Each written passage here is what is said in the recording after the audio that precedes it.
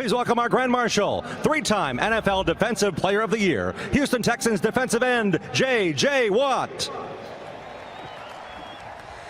Drivers, start your engines!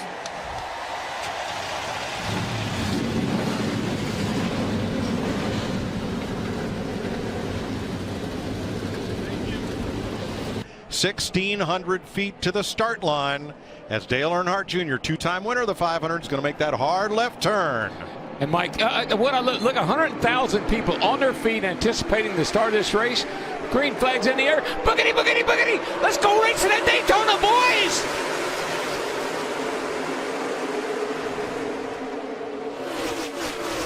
46 to 48 laps. This first stage is the exact same length as the dual race, 60 laps. So you pit now, you can go to the end of stage number one. I would not be a bit surprised over the next few laps to see some drivers hitting pit road. Here they come, Larry. Zero speed in 4, 5, 3, 2. A lot of those fast forwards come to pit road. Regan. Well, Kevin Harvick spots the 40th pit stall, first stall in. Rodney Childers says he likes that stall. It's going to be gas only for Kevin Harvick. Ricky Stenhouse Jr. hits his pit stall. They wanted to pit a couple laps ago, but he couldn't get in off the bottom. Matt. Joey Logano eases into his box. They're going to just top him off with fuel. The gas man, Chris Conklin, connected. Todd Gordon says, "You are gone." Kyle Larson was one driver I saw that took tires, but most were gas only. And he was the only Chevrolet that pitted with all those Fords. I was going to say, did you notice anything about the group that came in?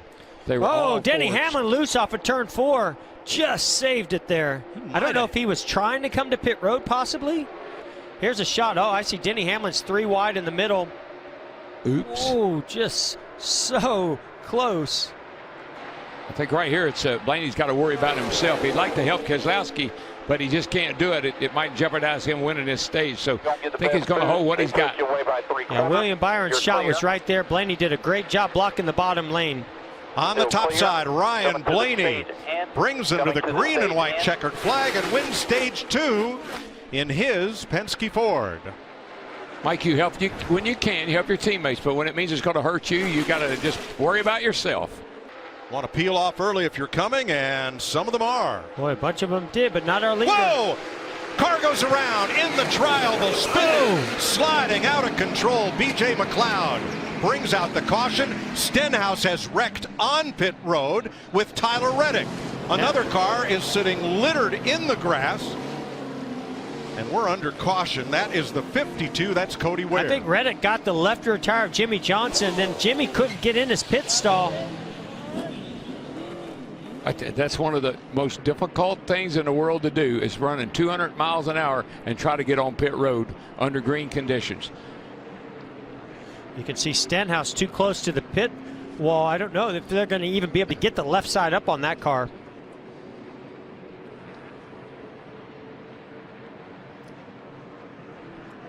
Tyler Reddick out of the Xfinity Series, involved in that. We're going to watch the red number 52 of Cody Ware and B.J. McLeod in the 51 coming into frame here at the top. And there's Tyler Reddick. All of them in their first 500 start, and it's on.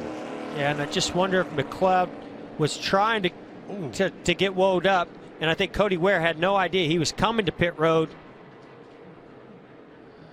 And you're right, Jimmy Johnson did get collected in that. 3 drivers, Daytona 500 rookies, get piled up here. Yeah, again, Cody Ware just right on the rear bumper of the 51 of McLeod, and just got in the back of him and turned him into that group. That took the whole left rear quarter panel off Jimmy Johnson's car. And these are cars that are slowing down, trying to get a pit road. 48 there at the bottom. Yeah, here comes Tyler Reddick, gets turned sideways. His right rear quarter panel. Man, what an incredible shot, seeing the debris. You can see the rear bumper of the 48 is stuck in the deck lid of that. Reddick's car came into Johnson's like a cheese grater and just took the whole. Look what's left. There you go. They're not going. I mean, this is big trouble because they're going to have a hard time putting fuel in it. They've got to make those repairs. That's pretty heavy damage. B.J. McLeod picks up a bunch of turf, and because of the position of the stopped cars, pit road is going to remain closed here for this. Why did they choose 20 to go, DW, well, and now do it? Yeah, we're setting up for the finish. Crash! Uh-oh. Kyle Larson. Wow. It's Joey Logano. Now Kevin Harvick's going to trouble. Keselowski. Caution. 5 back to the next group. Caution's out. Might that look like another left rear tire? Maybe made contact and got the left rear tire knocked down. Benedetto! And everybody! Good. Oh, no. Are you kidding me? This is big. Wow. But it.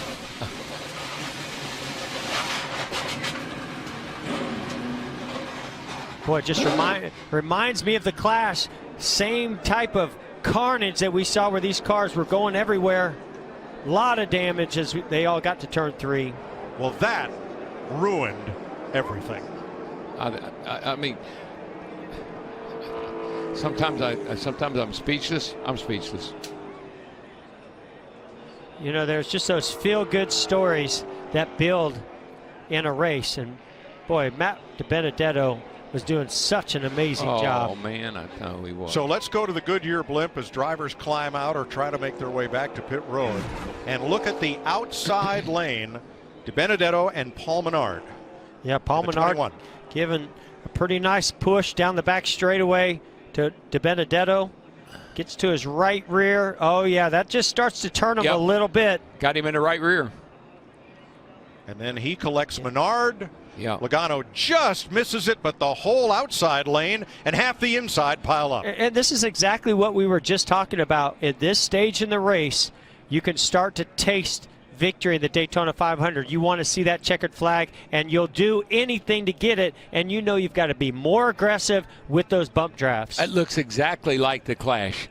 I mean, all those cars, third turn, all those cars wadded up, sliding up the track with sparks flying. It looked so much like the Clash. That is the 17th of February, looking way too much like the 4th of July. Amen. Fireworks everywhere. Yeah, and it really and truly, it was Paul Menard. He gave DiBenedetto a little shove, but it was on the outside, on the right side, and that just turned DiBenedetto into the outside wall, and then it was on from there. And a different situation than we saw in the clash between Menard and with Jimmy Johnson, but it was a similar thing when we heard the spotter on the 21, Menard say, well, he zigged and we zagged. And in this case, Menard told his team on the radio, I just bumped him a little too hard. Yeah, I mean, what are you going to do? It's the end of the race. You're trying to help that guy. You're trying to help DiBenedetto. You're not trying to wreck him, but just bad judgment. Look at that 10 car.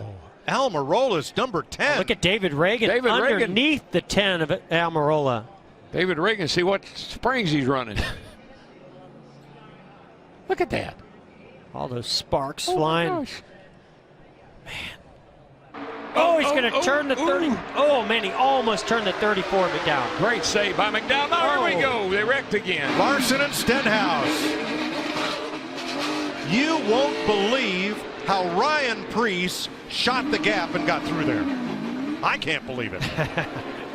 But you know what I can believe? They wrecked again. Actually, this wreck ended up happening because the 17 of Stenhouse dove to the middle. There really wasn't much of a hole there. Collects Larson the 4, knocks the 4. Kevin Harvick, he goes up to the hill, hits the wall, and here comes the 13, gets into the 2, spins him around. And Logano looks low. Top lane gets filled. It's Kyle. Kyle Busch in the top lane. Logano on the bottom. McDowell, the second yellow car. Where will he go? So interesting that McDowell decided to go with Kyle Busch, but here comes Eric Jones on the inside. Denny Hamlin. Hamlin off turn number 4. No, side-by-side battle to the finish this time. Denny Hamlin wins his second Daytona 500 and wins it for Coach Gibbs